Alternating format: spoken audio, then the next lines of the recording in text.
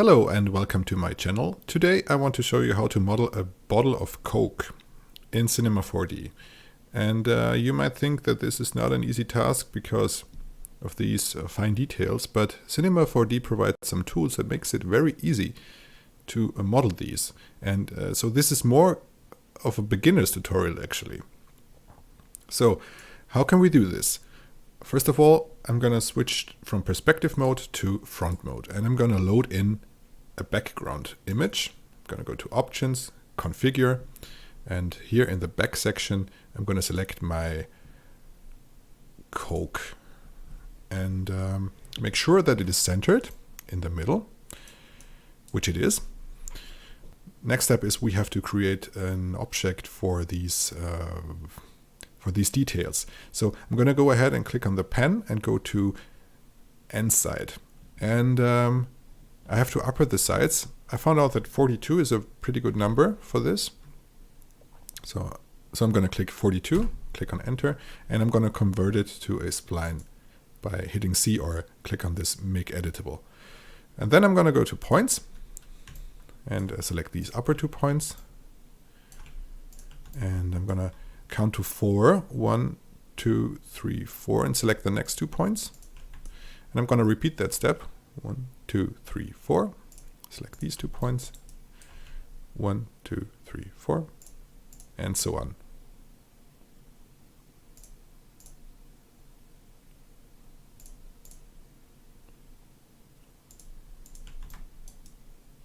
So we get this.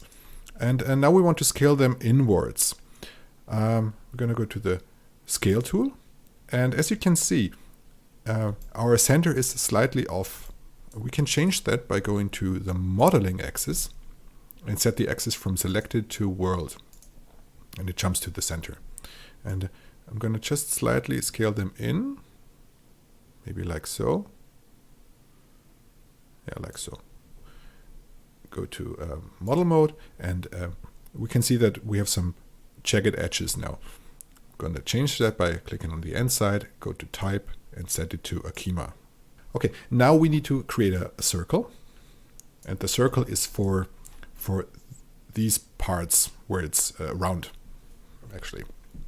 So now that we got these two, we're gonna rotate them by 90 degrees.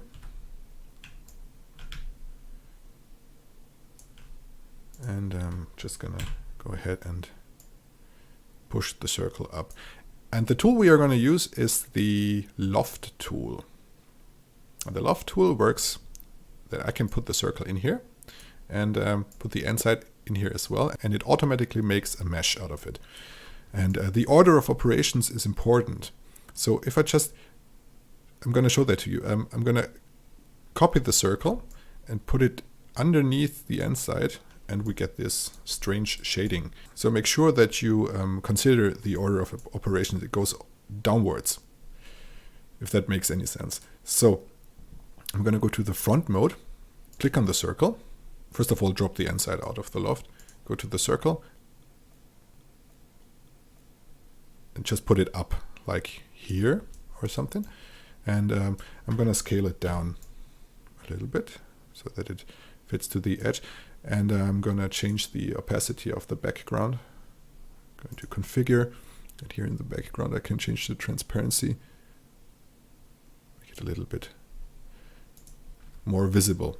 Okay, now we have the circle, and what we can do now is I'll go to the move tool and control click and drag it down. So you can see it created another circle, and I'm gonna position that. Scaling it, maybe scale this one a little bit down, like so. Click on this circle, control click and drag. So here, scale it up a little bit, maybe, yes, should work. And as you can see, here it starts to get these furrows or these holes. So we can just go ahead and drop the end side in here and push it up. Maybe something like here, and just scale it down. And if we take a look at our perspective view, get this. We can even make this more visible by clicking on organic form. It makes it a little bit smoother, and upper the subdivisions. Say this to 100. Yes, and this is looking very, very good now. Just gonna change the view to a hidden line, and yeah, this is okay. So what we do now is we're gonna repeat these steps. I'm just gonna go to the end side here and click and drag it till we hit this spot, and just scale it up. Maybe move it a little bit more down, like so. So we get this, okay. And now we need the circle again, so I'm just gonna click on the circle, click and drag it, and push it down here. So now I'm gonna scale it up.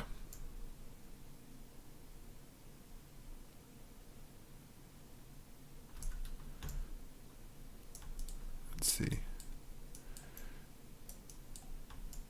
Scale it up even more, maybe like so. I want this line here. So we can change that afterwards. So I'm gonna again click and drag down, make this bulge,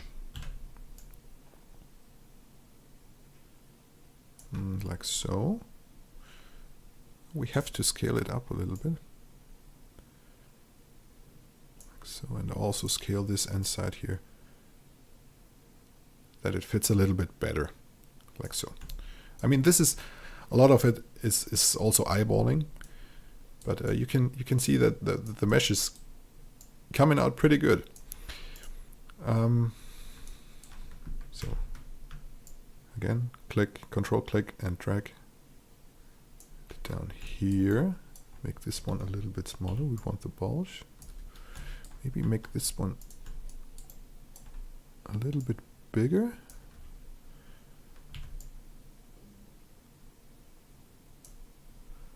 This one also a little bit bigger.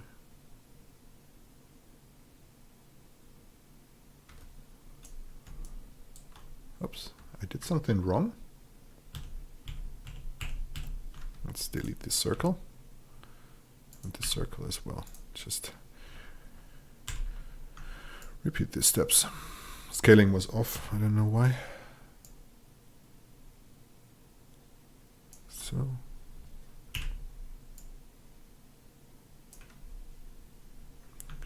and like so. Maybe this one a little bit upwards, like so. Okay, so now we need another end side. Just gonna control click and drag it here, put it down,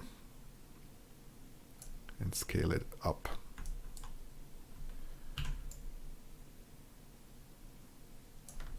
And control click and drag it down. So we'll see. Okay, need to scale this one up, like so.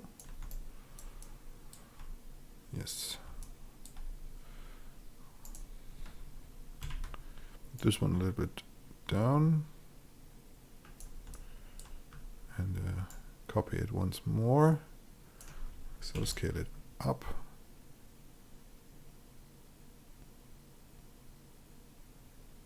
Now we're gonna copy the circle once more. And here you can see that it's important that you respect the order of operations. I'm gonna scale this one up.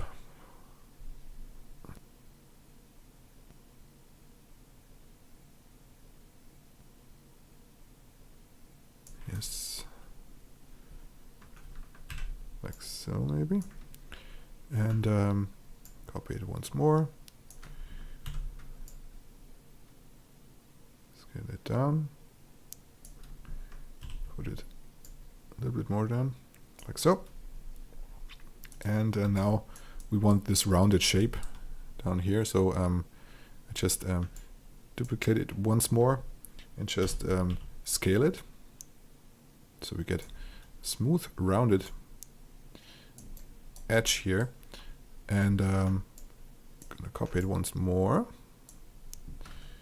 scale it, and put it inwards, like so. Maybe scale it up. Oops. Scale these two.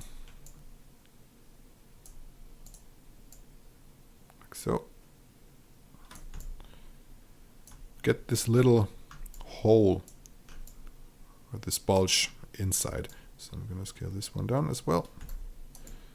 And put it inwards. It's okay, like this. Okay, now to the upper part.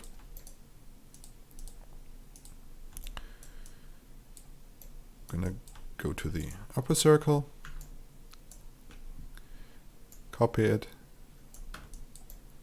and just scale it, and repeat these steps.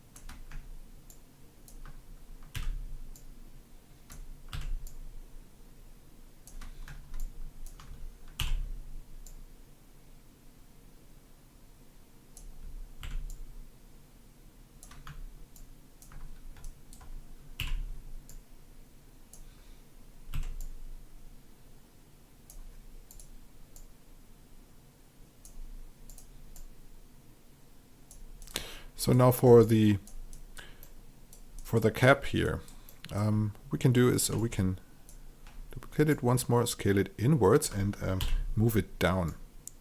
So we get this. Or actually, no. We want to first of all make it, oops, scale it like so, and copy it once more, and then I'm going to move it down like so. This is looking very good now. So we don't want the cap up here, so we're going to click on the loft, go to caps, and set the cap to none. And that's basically it. We got a nice shape of a Coke bottle, and you can see that also these fine details here, when it starts to, when these curves start to disappear, they are here. So it is very easy with this loft tool to create any kind of bottle or stuff like that. So now to the shading part. I'm going to do this with Redshift, and I'm just going to switch my my layout.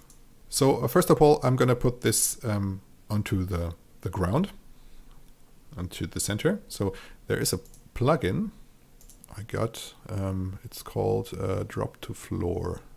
Where's it here? So it automatically drops the bottom part to the floor, which is very handy actually. So now I'm going to create a plane and scale this one so that we can see something. Make the subdivisions 1, 1. And I'm going to put in a dome light with an HDRI.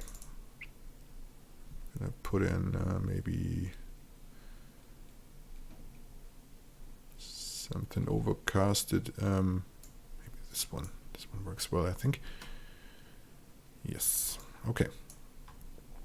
So what I'm going to do is I'm going to create a Redshift material and put this onto our bottle. Maybe we should rename this. Well, we're going to do this afterwards. Okay. So right now there is no thickness inside of this bottle, and I want to create some thickness. So how can we do that? By going to clicking on the loft going to simulate cloth surface and press Alt and click. And what it did is just put some subdivisions on it. So we don't need any subdivisions. We can control this via the loft, but we want some thickness. So if I just change the shading to lines, I'm going to show you what happens. So if I just change the thickness to a minus value, you can see we get some thickness in there. And I'm going to put the material to the cloth and just call this one bottle. And in the material, I'm going to go ahead and change our preset to glass. And that's basically it. We should give the floor also a material. So go to Redshift materials, material, and put it onto our plane. And make this one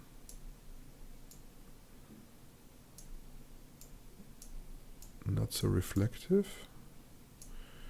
And make it a little bit more white. Like so. And maybe create something like a infinite floor. Oops, the wrong one. Go to the plane, convert it, and just select these two edges and Control click, drag, put them up. Yeah. And that's it, basically. Okay, so in the, let's call this one bottle. And this one floor. So now next step is we want to make the fluid, the Coke actually inside the bottle. And the cool thing is that we can use the loft modifier for this, for the shape of the Coke. So what we're going to do is I'm just going to copy the loft and make this bottle invisible for the moment. And I'm going to go to the loft and delete all elements I don't need. I want the fluid to start around here and go downwards. So I don't need the upper part. So just gonna see and which I can delete these upper parts here. Yes. And maybe this part. Yes. Go to the loft, and this time we want caps. So I want the cap to, I want the fillet, I want the start set to cap. All right. And I'm going to enable the bottle. The problem now is that it intersects, that this loft, let's call it fluid, that this fluid intersects with the bottle. So we can change that by just selecting all the elements in the fluid. Go to the scaling tool and make sure that in the object axis it's set to per object manipulation, that it scales each object by itself, and just scale them down. See that? We get the bottle texture back, the glass. So if we just take a look inside here, we just scale it down, and we can see here is the inner side of the glass. So we just scale it up a little bit, like so. And basically we're good to go now. One last thing, maybe down here, we have to move these bottom parts here a little bit upwards. So let's see, this one, this one, this one, maybe this one, let's see. Yes, like so. Yes, this is looking great. Now maybe scale this one down a little bit. Yeah. Like so. Okay. And now we have to give it a material. So go to Create, Redshift Materials, and I'm gonna create let's call this Fluid, and drop it to the fluid. And in the Redshift Shader tab, just gonna undock this. can see it better. I'm gonna change the material to water. And this time I don't want any dispersion going on, but I want my color. So there are actually two ways to produce this. You can go to the refraction and change the color of the water by just playing with the values. But I found out that in the subsurface scattering there is this option, transmittance color, and this is, I think, the absorption. And if I just upper this, see this, and lower this one, I get this. So the reason why these upper parts are not showing up is because I have to scale them down a little bit more. Just gonna scale them. So now you can see that something is happening. Okay. All right, maybe even scale these down even more. Like so. Okay, good. The fluid. Okay, let's change the color, make it a little bit more dark. Now it looks like Coke.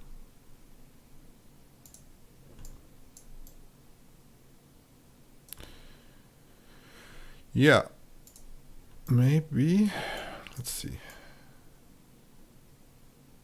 These ones, yeah. Let's make it look good.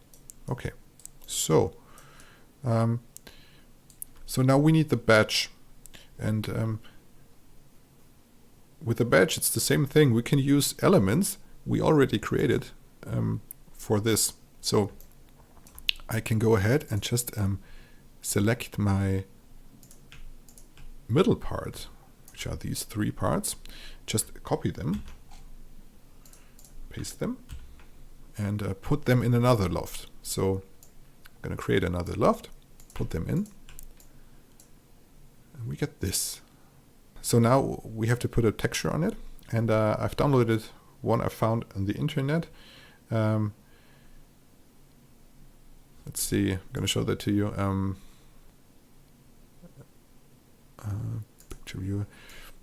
I found this texture in the internet. It has a Barbie put on it, but you know, it works. If you find a better one, go ahead. Okay, I'm going to create a new Redshift material, put this material into the loft. Let's call this one middle. Okay. So now in this material, go to the shader graph and just drop in the texture.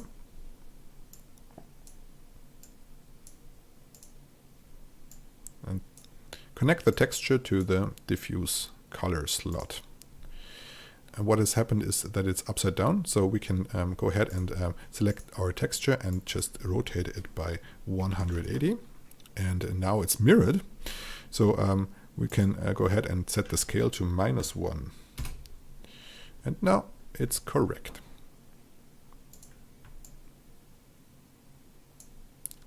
Very good. So maybe we can go ahead and rotate the plane.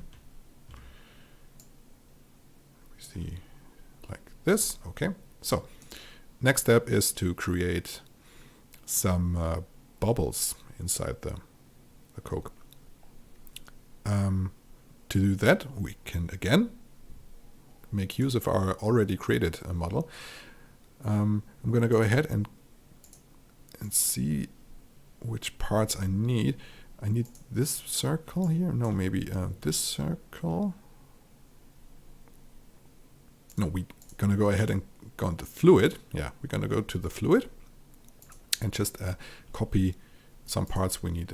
I think these are enough. So I'm going to copy these, paste them, and I put them in another loft.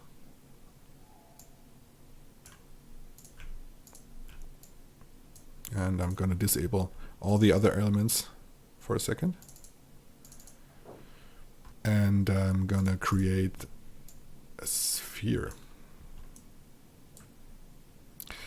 And this sphere will act as a bubble.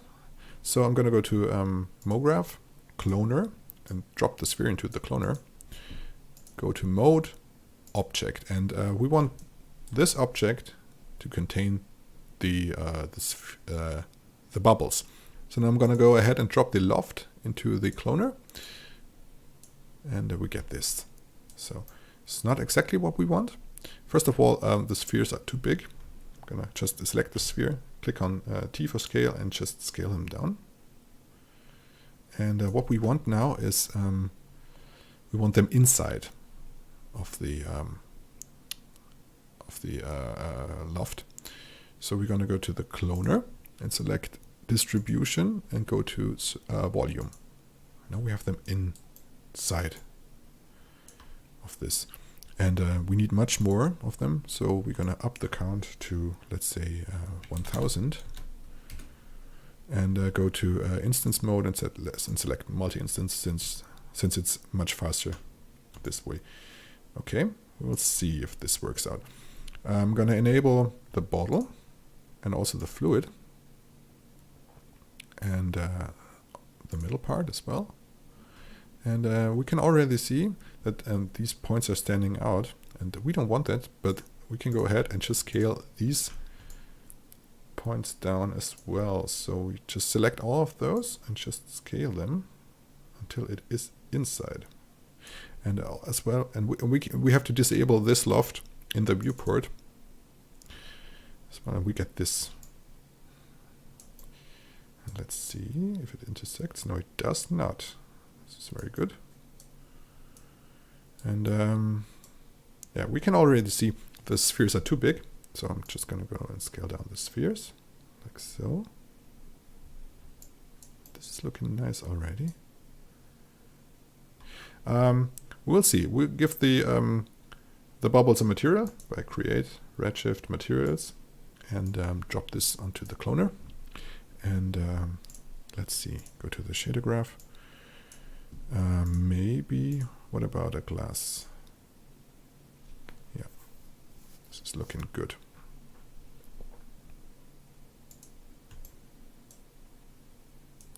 So now we got these bubbles. I mean, we can always play with them. We can always create some more. If we want more on the upside here, just go ahead, copy this loft and paste it. Oh, sorry. Just paste them in here. Put them in another loft.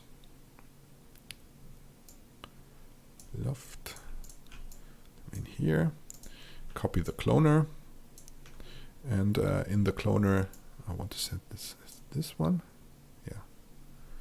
And now it's much too. There are too many. Maybe set them to 100.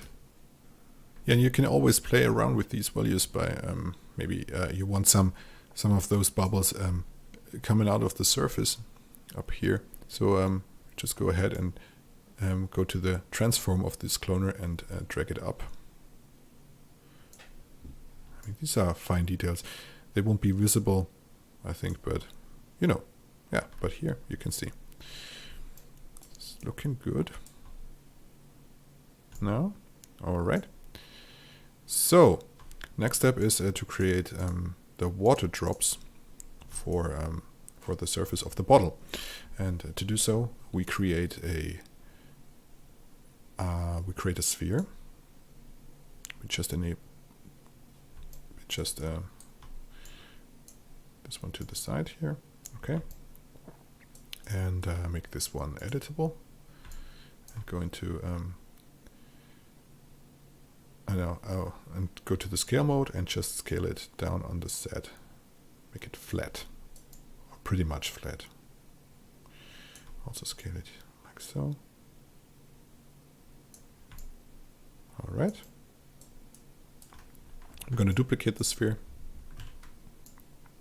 and go to point mode, and just going to make a little variation of it. So by right-clicking and go to a magnet.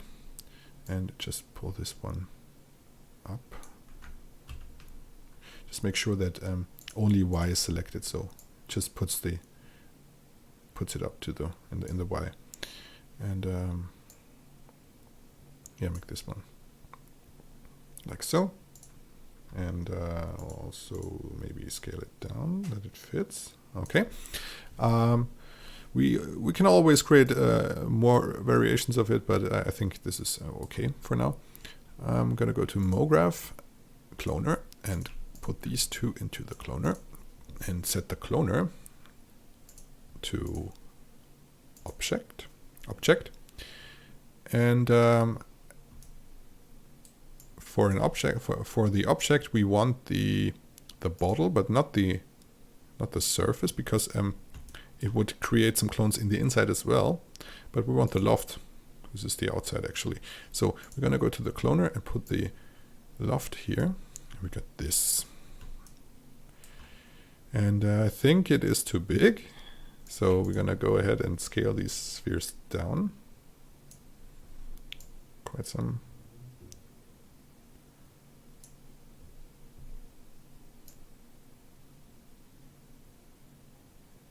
Maybe like this, or maybe a little bit bigger, like this. Okay, and yeah, I'm gonna go ahead and create a new material. Let's call this one water drops. Also, what is this material?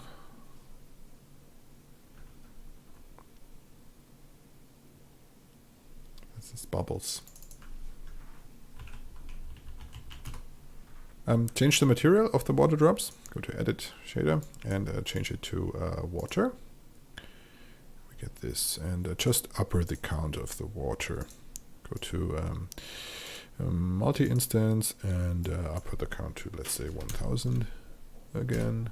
Get this. This is looking nice already. I like this.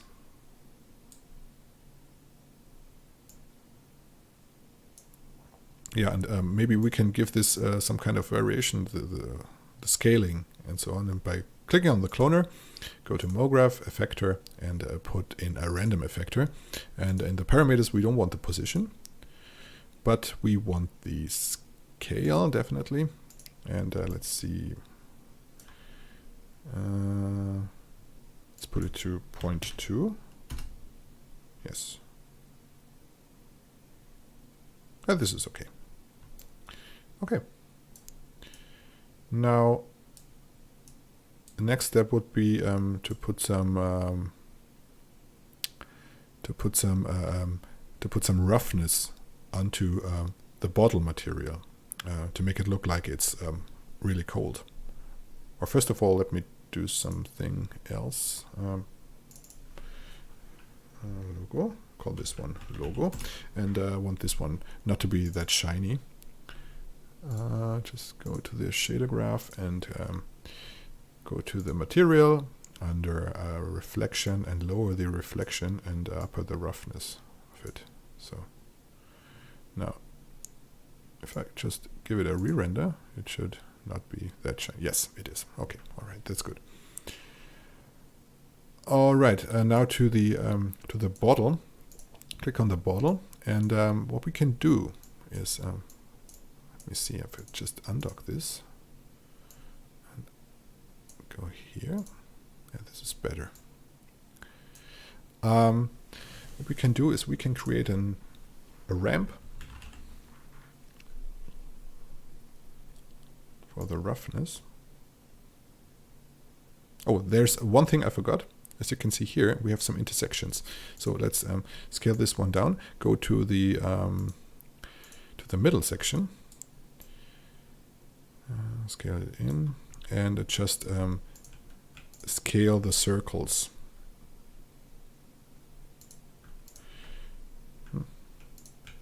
Just scale the circles up, like so. This is good. Okay. So now, let's make this one fit. Like so. Okay. We're gonna go back to our bottle material, and in the ramp, let's see how it works. We have there's a there is a connect to node output tool, which is very handy. I would recommend that you assign a shortcut to it. What happens if I click on the ramp, and for me it's Control T, you can see that this is the ramp, and we can do many things with this. So just connect the material again, and connect the ramp to the reflection roughness and see what happens. Yeah, you can see that down here we get some very good roughness, which looks like that it's cold actually. So we can play with that. We can play with that, but we can also import some textures maybe and combine them with the ramp. So I already have a texture. Let me see. I used for the pack shot. Let me see. It's in the textures in imperfections, dirt wipes. Yes, I used this one. I'm just gonna click and drag it in the node editor. Scale it up, and let's see how this one looks. Yeah, it looks like this. I don't want this rotation. I want it a little bit more straight, so I can go ahead and click on the texture and say to rotate it 90. So I get a little bit more of a straight rotation. And also I need another ramp for this to make the effect stronger. I'm gonna connect the texture into the input of the ramp and connect the ramp to the node output and just crunch the values here. If I just put this one down, you can see that it gets stronger. And yeah, maybe like this, and also like this. Yeah. So what happens if I connect this into the reflection?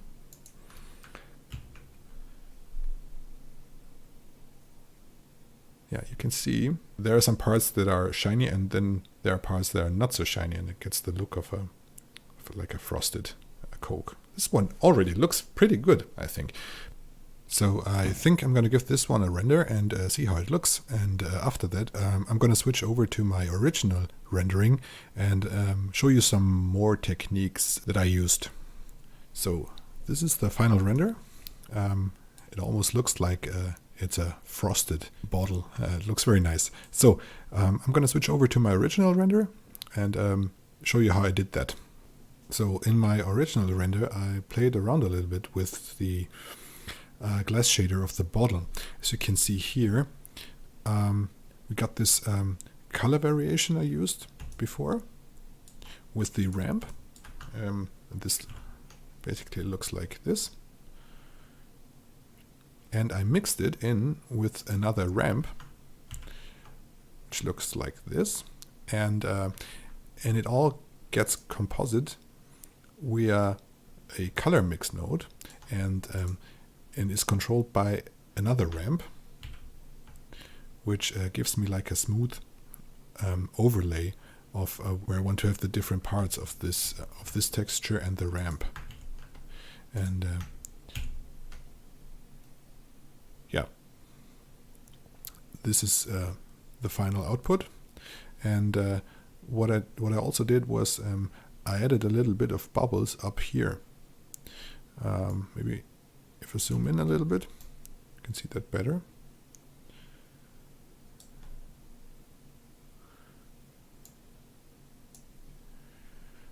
Which just adds a little bit of extra realism to the whole scene, I think. That's it. I hope you liked it. If so, give me a like or follow me or leave me a comment, and I see you next time.